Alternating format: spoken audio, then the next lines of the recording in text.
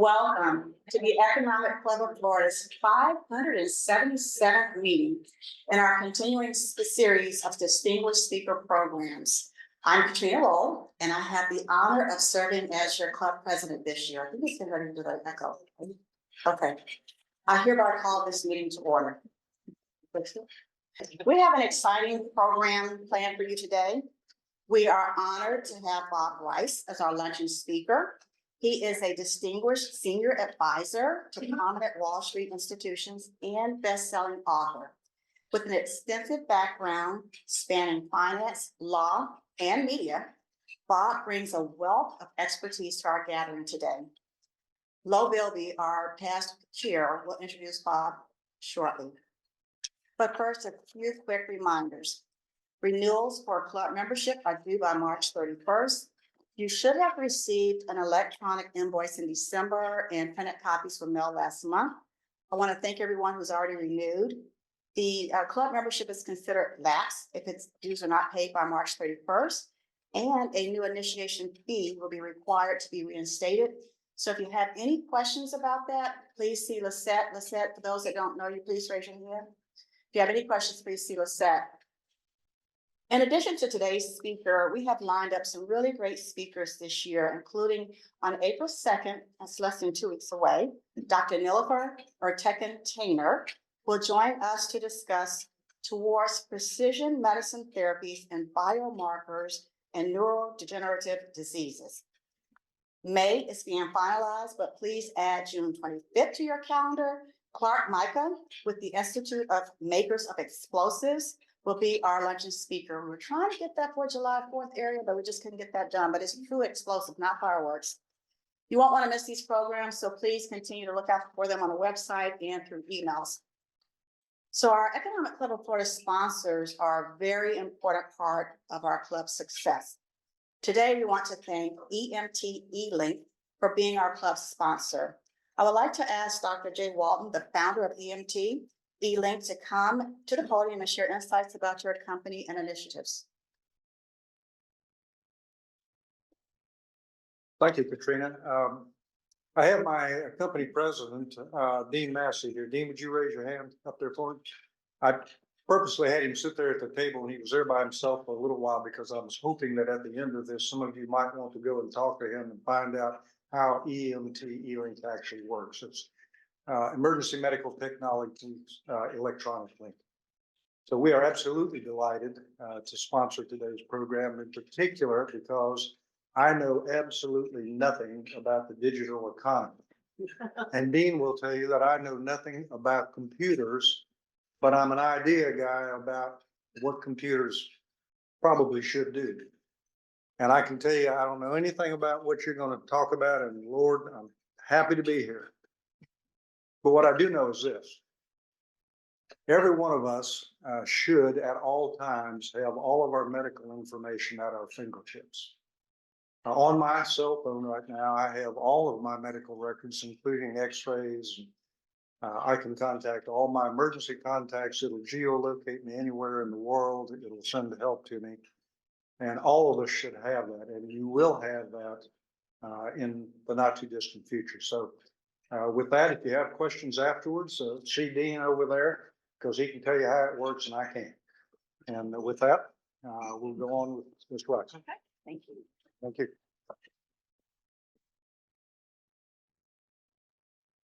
Thank you, Jay and Dean, for that. And thank you for sponsoring today. For those of you in attendance, if you or your company wants to be a sponsor in the future, please see me or any of our board members to find out more information. I would now like to recognize and thank our trustee members. Our club trustee members provide additional financial support to the club each year. In return, they receive exclusive benefits such as attending receptions with our speakers and having an opportunity to speak with them in a small group gathering. Today, they had the pleasure of engaging with Bob Rice, our speaker today. Our trustee members are also invited to attend other local events, which we from time to time host. If you are a trustee, first, thank you, and please stand to be recognized. Trustees, please stand. Thank you. So we have a number of guests today, but in the interest of time, we're not going to do the introductions, but I am going to ask if you are a guest, please stand.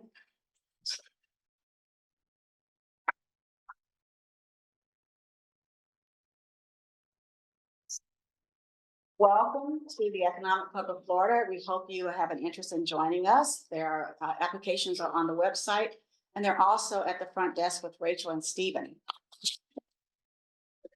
And now I want to introduce the head table. We're already to that point.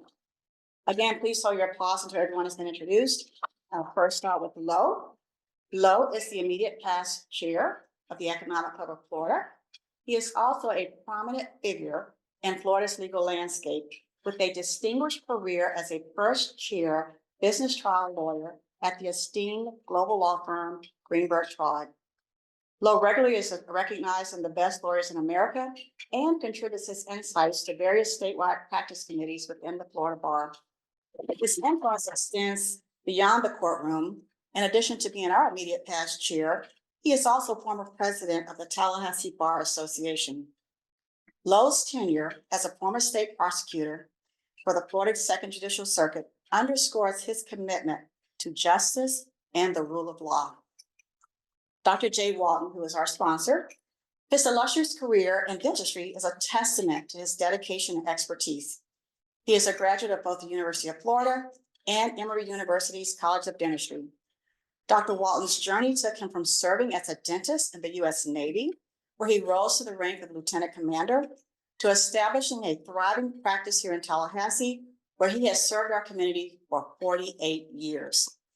His leadership roles in various dental associations, including president of the Leon County and Northwest District Dental Associations, as well as his involvement in state and national advocacy efforts, underscores his commitment to advancing the field of dentistry. He currently serves on the Florida Medical Malpractice Joint Underwriters Board of Directors. Jay and his wife, Susan, who we all love, have 2 daughters and 2 granddaughters, and they all live here in Tallahassee. What a blessing, right? So the Honorable Charlie Dotson. Charlie has had a distinguished career spanning over 3 decades as a trial lawyer and 12 as a circuit judge. He now channels his expertise into alternative dispute resolution with the Osteen firm here in Tallahassee. Hailing from a sprawling family with deep roots in East Texas and North Alabama, Charlie's upbringing instilled values of resilience and community. His academic pursuits led him from Big O Sneeze High School to the prestigious quarters of the United States Military Academy at West Point and Florida State University College of Law, where he graduated with high honors in 1977. Together with his wife, Samantha Boge, Charlie finds fulfillment in their blended family of 6 children and 13 grandchildren. Bobby Bacon. Bobby stands as a beacon of expertise in both accounting and insurance, holding licenses as a certified public accountant and a chartered property casualty underwriter. As chairman of the board for the Earl Bacon Agency, he spearheads a legacy of excellence spanning 6 decades in Tallahassee, where the agency remains a trusted provider of insurance solutions to families and businesses across North Florida. With a commitment to service and a depth of knowledge, Bobby continues to steer the agency towards continued success. The Earl Bacon Agency was founded by Bobby's dad, Earl Bacon, and Bobby shared with me that on March 31st, his parents will celebrate their 73rd wedding anniversary.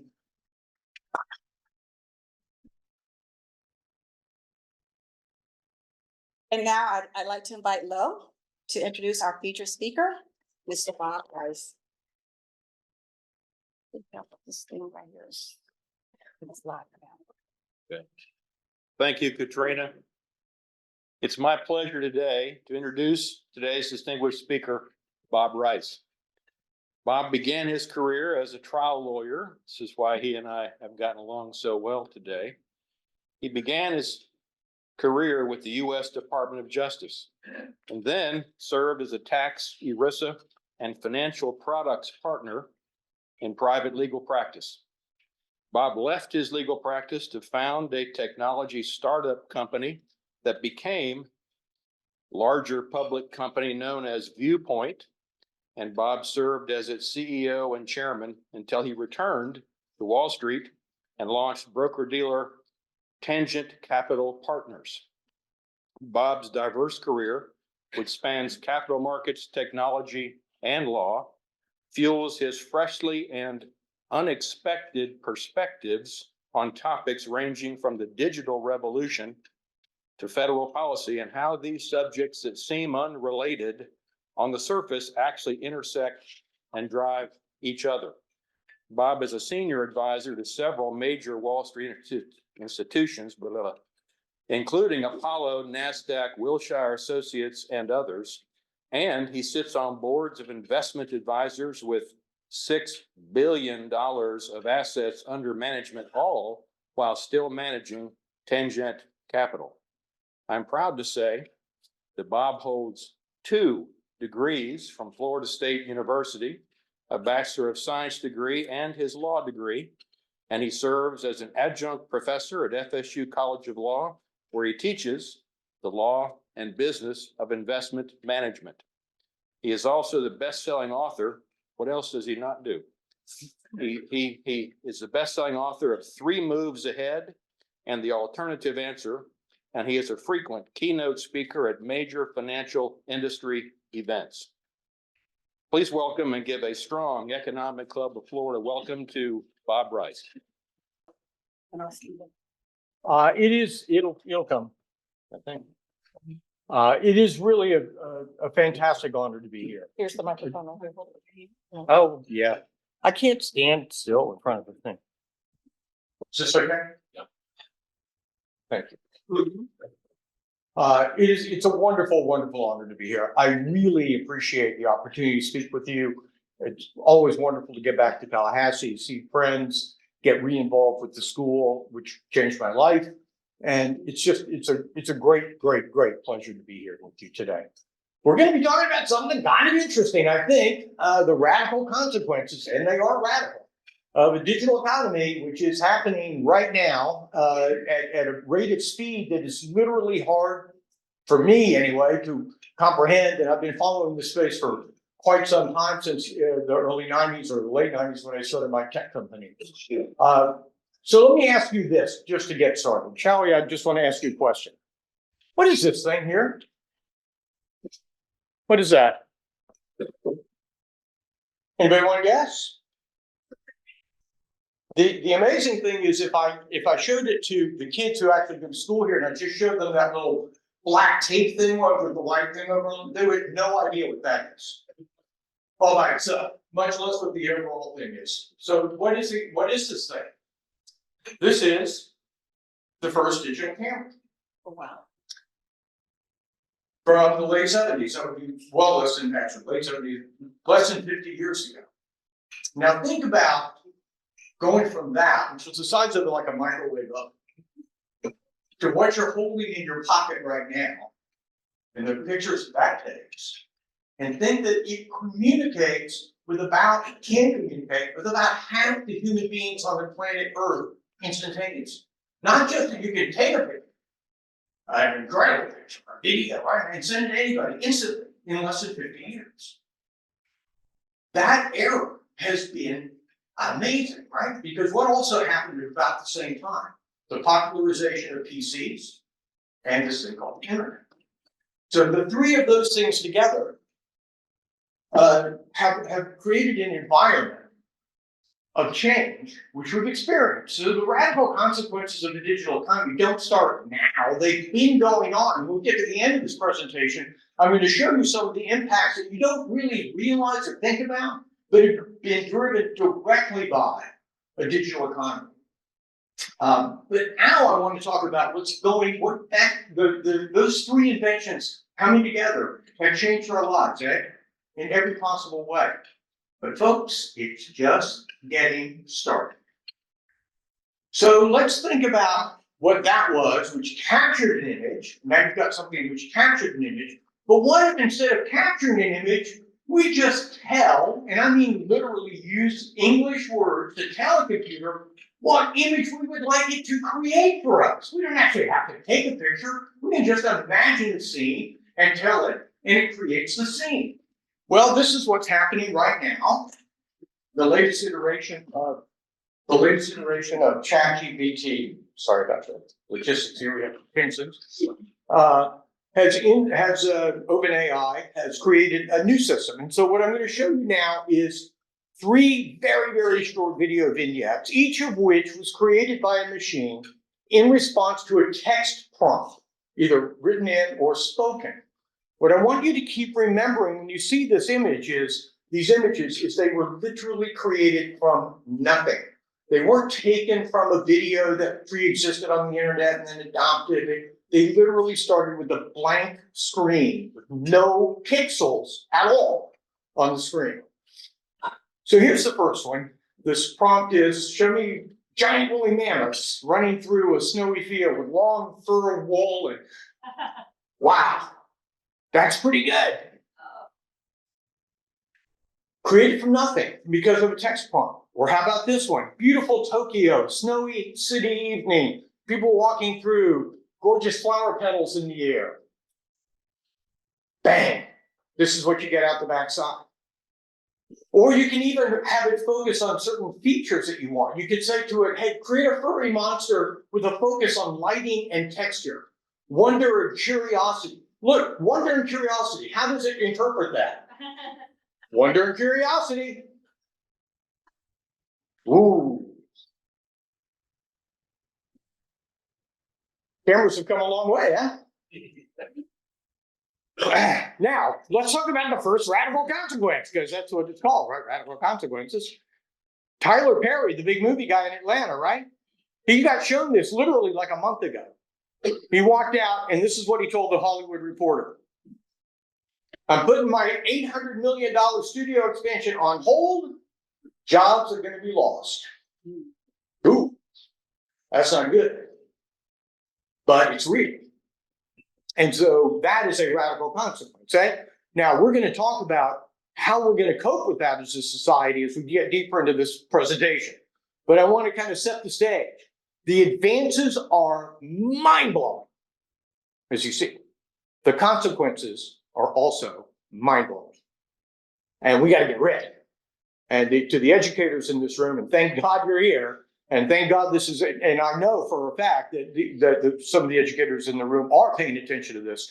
It's going to change everything, absolutely every element of our society. Indeed, this isn't a revolution. It's not merely a revolution. It's a revolutionary revolution.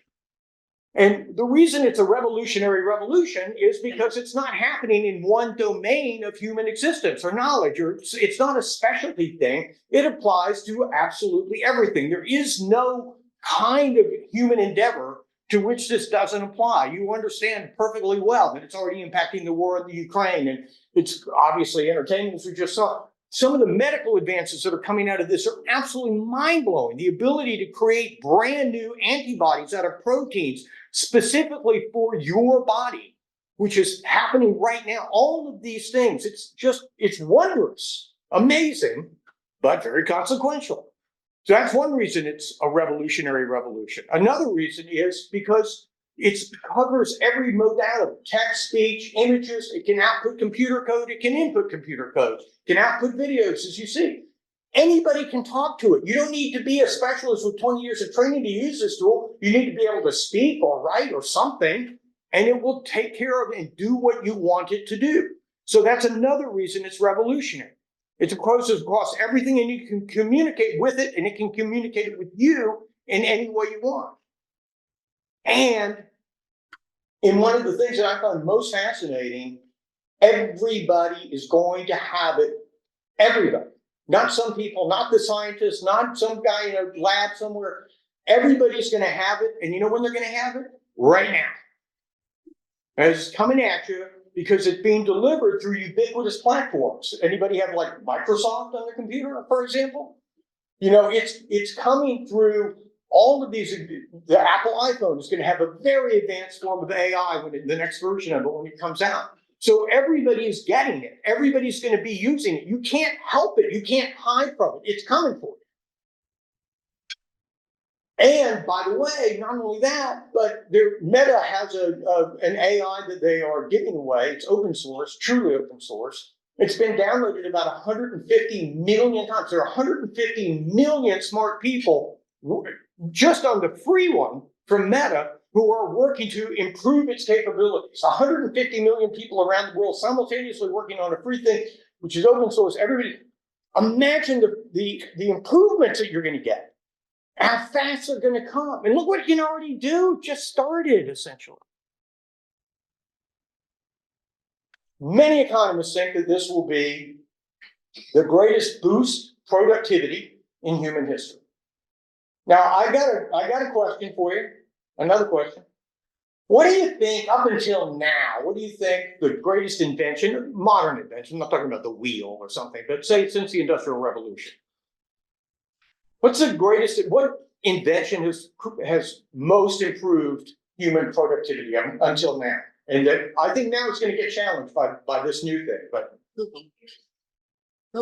Google, microchip, the internet. Now, ready? You ready? The washing machine. Let's go back to being real here, okay? But it's not a joke, because suddenly electronic washing machines freed up essentially half of humanity from 6 hours of drudgery every single day. And half of humanity was unleashed into, things that were more economically productive for society. So I'm going to make the radical statement. I think AI is as important as a washing machine, and you can take that away as your lead. The annual impact. Look, these are absolute guesses. Nobody knows what this all means. But McKinsey, if you're going to take somebody, you might as well talk to them. They're saying productivity is going to go up by a factor of 2x, and generative AI itself will add $4 trillion of GDP by 2030 annually. That is the same thing as saying we're going to add Germany or Japan to the world economy. That's big. But if you take all AI, because generative AI, what we've been talking about the last few minutes, is just one angle of it. If you take all AI, they're saying $17 trillion a year in new GDP, and that would be equal to China.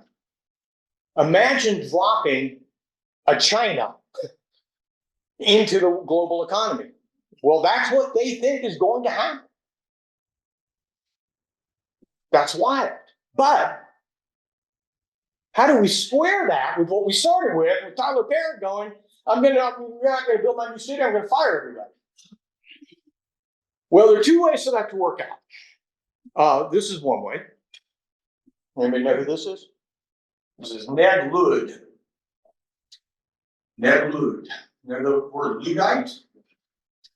So Ned Ludd led a revolution, as you can see. This was a real revolution at the beginning of the Industrial Revolution. He was a weaver in England. He was an upper middle class weaver, and he saw the first weaving machine, and it ran around, and all of his folks tried to break them faster than they could be made. And then it turned into a real military conflict, and Ned Ludd gave his name to Luddites, people who hate or resistant to technology. We now think of a Luddite as kind of like a Luddite. But guess what? He had a real good point. His industry was wiped out. It really was. It was wiped out. Now, what is so fascinating to me about this revolution of Ned's is that we think of it as, that was the peasants were revolting or something, some lower. No. This was an upper middle class revolt. Why? Because all of a sudden, unskilled people could do what they could do, and they had nowhere to go.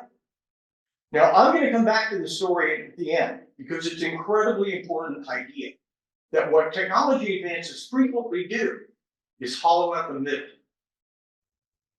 They push benefits down because unskilled people can do things that only skilled people can do, and they push benefits up for reasons we'll talk about later. So this is one view of what can happen.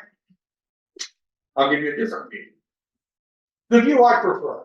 Another famous character, who I assume you will. Yeah. Oh, that's related to this? Okay. That I think you'll recognize. This is how I hope it all works out. Ready? George Jetson, George Jetson. Now, why did we talk about George Jetson here? Well, what you may not remember, I was a pretty avid fan of the Jetsons. What you may not remember is that when you remember at the beginning, he gets to his office and the thing, and he puts his feet up on his desk and he opens his briefcase. He is there at Space Flight Rockets, where he's a full-time employee. He's reporting in for his full-time 4-hour-a-week job. And that's George. And if we handle things well, that may well be where we wind up. Because after all, what do you do in a society when you no longer need every adult human being to be working full time to create the goods and services that a society requires? What then? We've never faced that before. And it's one of the most profound consequences of the age we're in, because that day is coming, and it's coming very fast. All right. Now, here's the thing. We're going to leave this topic and come back to it in a few minutes, because we got some other major consequences of a digital society to come to talk about. We'll be back. So, as you heard me say already, this is not just different this time, it's fundamentally different. And what I mean by that is and here, expanding beyond AI altogether, and back just to the basic idea of a digital society, digital business competition. Digital business competition gives you different business outcomes than industrial competition. The difference between the industrial age and the way corporations are successful or not, and the way investments work, fundamentally different. They're not governed by the same rules, they're not governed by the same constraints, and the outcomes are fundamentally different. So let me just talk about a couple of these, because I'd love to have time to talk about all of them. I'm sure you're familiar with the network effect, for example. You know, the idea is, the classic example was a fax machine. Who remembers fax machines? Do you remember? Yeah. So the classic example of the network effect is a fax machine. You buy your own fax machine, and guess what just happened? Everybody else's fax machine got more valuable because they got another node on the network. And every time a node on the network shows up, the value of all the existing devices on the network continue to go up. And so it becomes exponential. And so this is something that doesn't happen. If I buy a car and you buy a car, both our cars operate the same, it doesn't really do anything, right? And so the network effect is one difference. There are millions of first mover advantage, the continuous feedback loops that you get, the ability to upgrade your product in real time on the fly without any cost, without any shipping. I just hit a button and my Word program is improved and it has new features. And so, and they have God's eye view. They see all the stuff. Do you know why Meta owns Instagram? Because they could see from looking at their own traffic that there was this new platform coming along that kids really loved. And so they went out and overpaid for it. I remember thinking, how ridiculous that they would pay that much money for Instagram, which of course, shows you what I know. But they knew, they saw it, they had the God's eye view of the thing. And they have unlimited currencies, they have unlimited cash, they have unlimited stock values. So they can buy anything they want. They can do R&D by M&A. They can do things that other kinds of companies can't do. And most important, the incumbent companies, we all know who they are, the handful of incumbents, have the talent, they have all the engineers, they have all the machines, they have all the algorithms, they have money, as I just said, and they have all the data. And that data is what drives artificial intelligence. It's not the algorithms. Meta gives away its artificial intelligence algorithms. They want people to develop them. Why? Because to make any sense, you got to have the data. Well, where are you going to get the data? Meta, Microsoft, the same, Google. These are the same. So they already control everything that they need to control to maintain their control and to drive their control forward. We don't have time to talk about quantum computing today. I wish we did. But they're the leaders in quantum computing too, for the same reasons, these reasons. They've got all this stuff. What are the natural constraints to their growth? I don't know. I wish I did, but I don't. I can name a million constraints to an industrial company's growth. Local workforce, the need for factories. You got to ship expensive goods all over the world really hard. I don't just get to press a button and send my software update out there for free. I've got massive costs of productization. It costs me money to make stuff. They've got some soft costs with their engineers, but it doesn't cost money every time you upgrade software. So now that derives some really important consequences. First of all, as you've heard this phrase, I'm sure, it becomes a winner-take-all outcome. And that's right. Does anybody want to be the next social media company? You can't. And the next search company, you can't. The next business application company, you can't. The next owner of the personal ecosystem that we carry, Apple, you can't. They're not subject to there is no second place. Now, of course, I'm exaggerating a little bit, but there's not much of a second place. It's not like I went to the softball game last night. I was talking to some guy about this, and he told me, General Motors, GM, Chrysler, Ford, no, it's not like that. So industrial outcomes, because of the natural constraints to success, there's a bell curve, and this is really important. There's a bell curve outcome. Most of the stuff is gathered in the middle, and some people at the very top, and it's fine. Digital outcomes follow a Pareto curve, not a bell curve. So 80% or more of the benefits flow to 20% or fewer of the participants.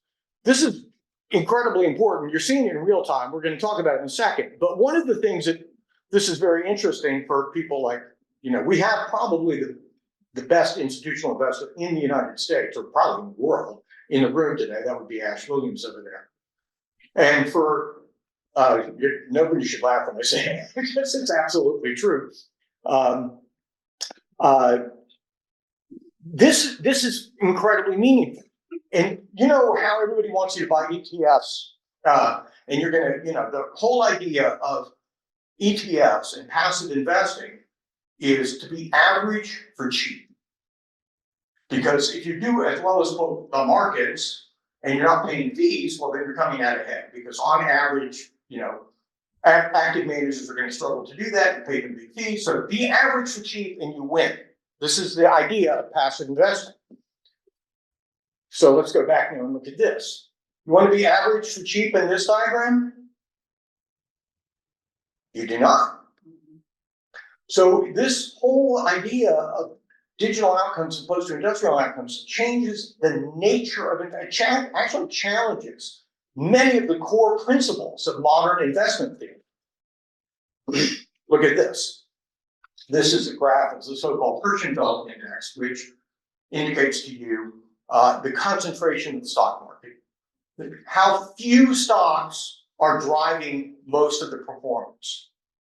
Where you can see where we are right now, and you know exactly that this is true. There are, there were the Magnificent Seven, then there were Big Six. I think we may be down to 5 right now. We're probably going to 1, 4, says Ash. But they're driving all the performance of the markets. And this isn't, by the way, some mania like the bubble. There's a reason. They're making all the money.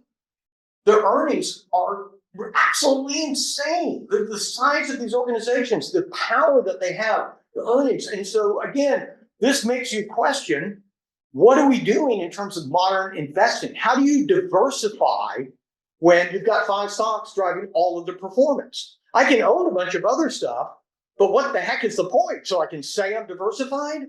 Or are you actually trying to maximize your investment outcomes? What do you do?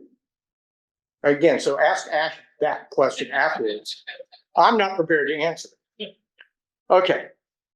And here's another consequence. Here are superpowers today. You probably recognize all these flags. We're in a hurry. I'm not going to go through them all, but here's what I would say are the new superpowers. And I think these things are acquiring a power that is literally exceeds.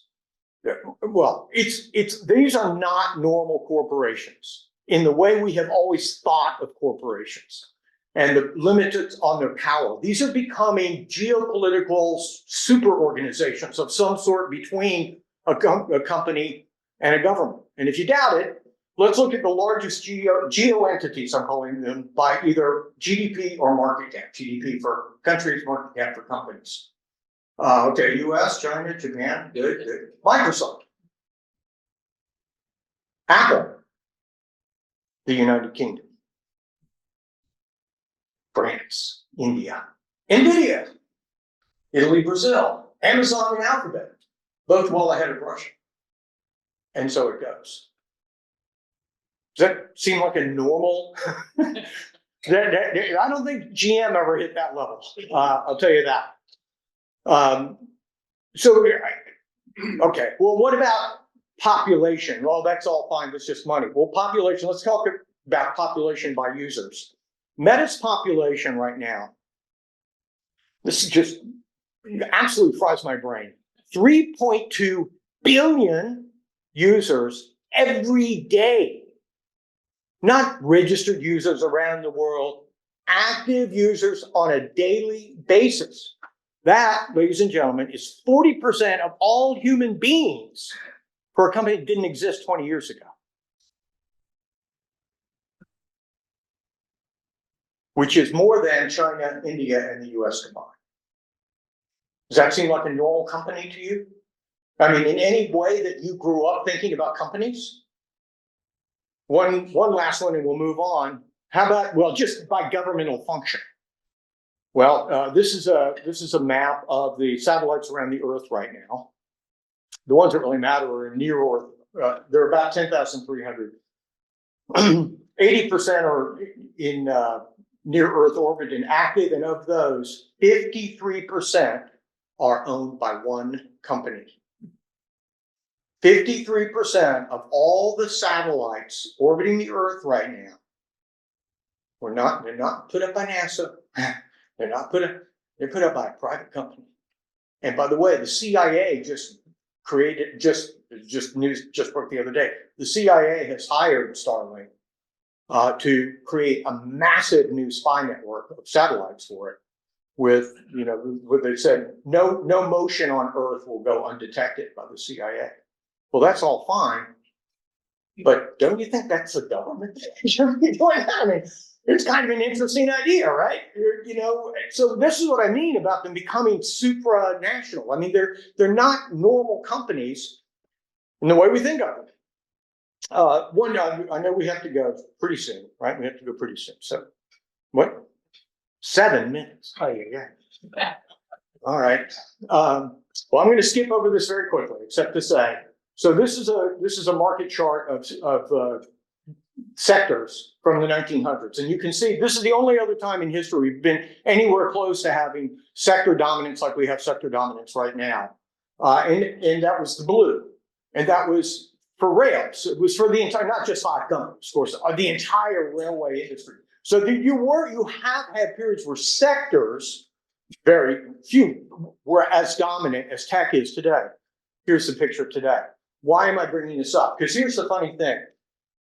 If you look back at this chart, what you see is rail. Well, rail, if you look at all the other industries, rail drove the growth of all the other industries, right? That's where all of them became incredibly profitable and ate up the profits in the railway industry, which is why it eventually shrank. But if you come here, yes, tech is improving the profit margins in some companies. It's also eating their lunch in most of these sectors. All of these sectors are becoming digital dominant sectors. And who's got the digital dominance? It's our friends again, the same ones. So instead of just feeding the other industries, it's feeding them, but it's also attacking them. And you can see from, whether you're talking about insurance or financial or retail, media, it's just going to get bigger and bigger.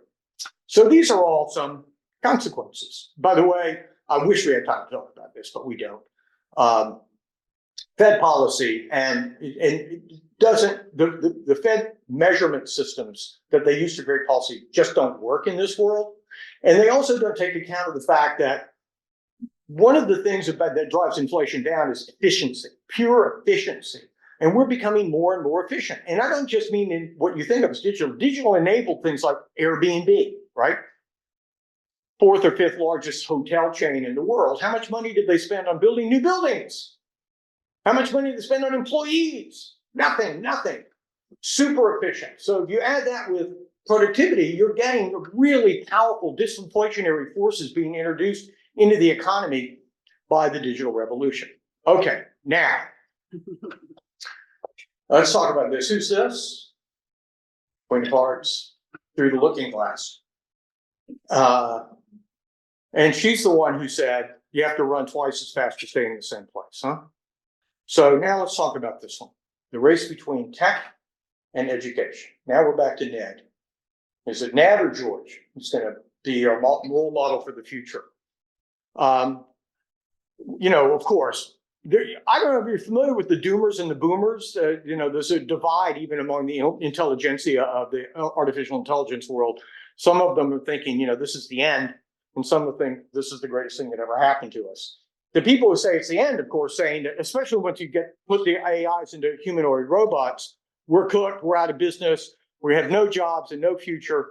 And the boomers have completely the opposite reaction.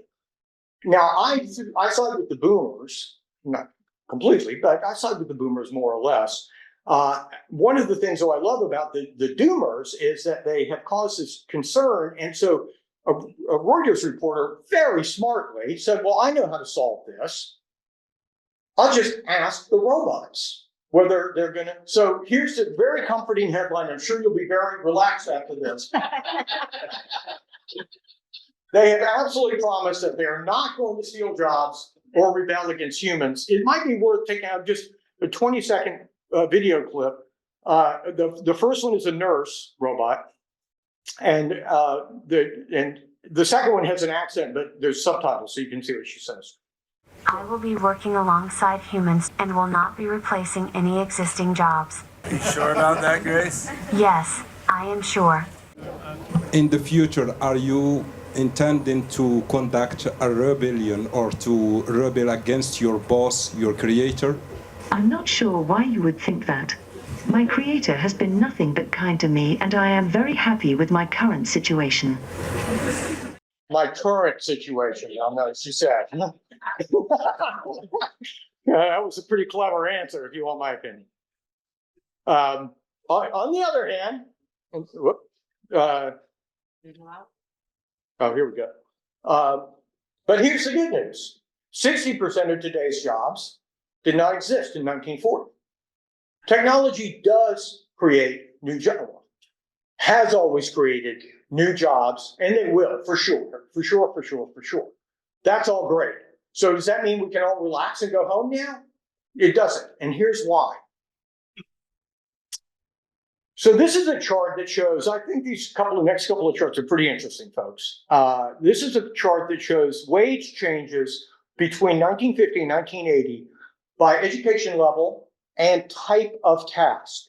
So routine tasks versus high judgment professional type tasks. How can they be subject to being replaced? Because the idea, many people said when computers come along, they can replace routine tasks, and indeed they can.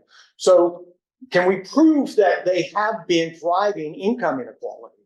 And so they look back to 1950, 1980, and the relationship stays stable over that 30 years. The differences are there, but they're stable differences. Now, what happens when you start to get to the dawn of the digital age until now? I'm going to show you the next chart. But what it's going to look like is that someone came along and stepped on the right hand, pretend that dotted line is a seesaw. It will come and look like someone, let's say, big heavy person, came and sat on the right hand side of the seesaw.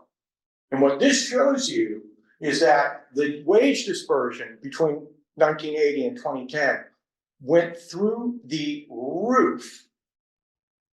And the people who got really hurt were the people in the middle, whose tasks, they had been information gatherers. They had been respected people in their community. They had been relatively well paid.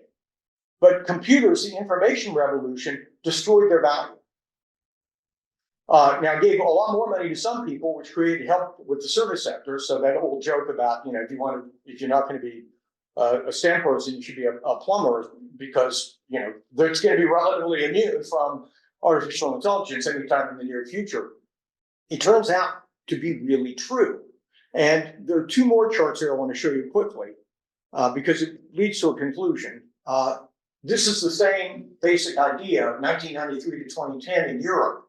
So they divided workers into manual workers, middle kind of office workers who were doing routine tasks, and high abstract thinking workers in the yellow. And you can see what happened again. See what happens to the people in the middle? They all go south. And the people on both ends have done well. That's all Europe, country by country by country. So it's not a matter of, you're not taking one country's results and extrapolating. Different format of a chart, but exactly the same story in the United States. So the people in the middle are the people who have been hurt the most, and the people on either end have done well. Sort of, bringing you back to the Ned Wood situation where his class of workers got wiped out. So this little section of the talk, which wasn't meant to be the last, but it will be the last today, was about the race between tech and education. Okay? And so the whole trick here is it took the education systems too long to retrain, give the tools to the people who are most prone to getting displaced by this revolution. We were too slow to give them those tools. We were too slow to educate them. And I would say to you that that's our biggest challenge today. It's not about, we can't just sit back and say, what is AI going to do? Folks, that's exactly the wrong approach. We have to take control of what AI is going to do. We have to shape what AI is going to do. And we have to shape it in every school of this university. And we have to shape it throughout. And you have to, it's on you, not in 18 months, not knowing how to use AI intelligently. Today, it's going to be like, I can't do email. It's going to be something you didn't need to do 20 years ago, but you can't function today without it. So it's going to be popping up on every device you've got, every platform you've got. But it's really the critical thing is the skill sets which are going to be necessary to survive all of this. And some of the key ideas are going to be, number one, multidimensional expertise. Most of these things, when they're very generalized systems, they don't work terribly well. ChatGPT has gotten worse at math over time because it's been tuned to do other things like avoid bias. That's great. But as they are general, they don't tend to work well. So the idea of having multidimensional expertise is incredibly potent. And I want to do a quick shout out to Aaron. I don't know if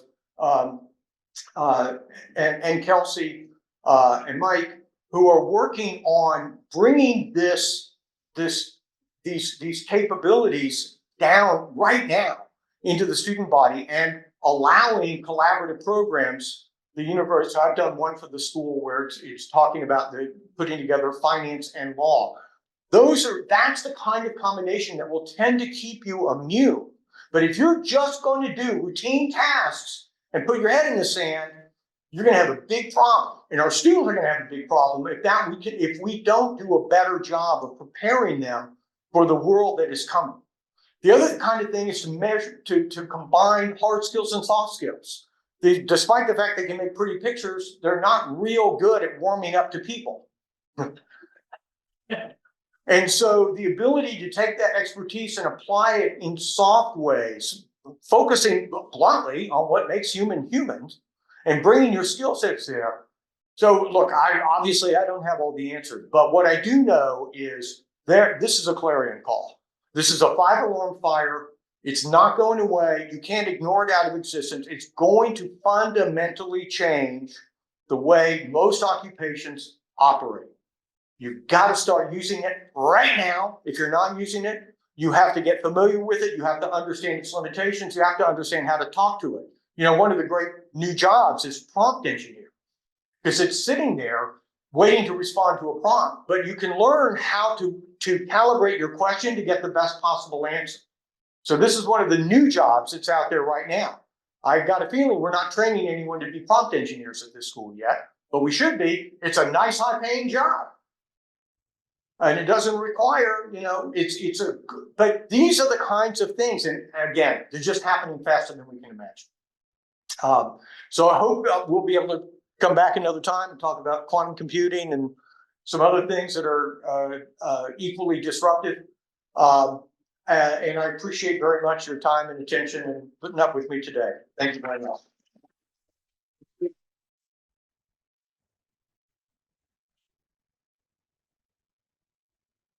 I'll come back for a second. So thank you so much. I'm just like soaking it all in, and you've given us so much to think about, and you're right, it's here. But we have something for you. Come here. Oh, dear. We just a token of our appreciation for your taking the time to be with us today. Thank you so much again, and we appreciate you, and we will have you back. Thank you very much. I would love to. Thank you. Thank you. We will see you back on April 2nd, and the meeting is adjourned. Have a great day, the rest of your day.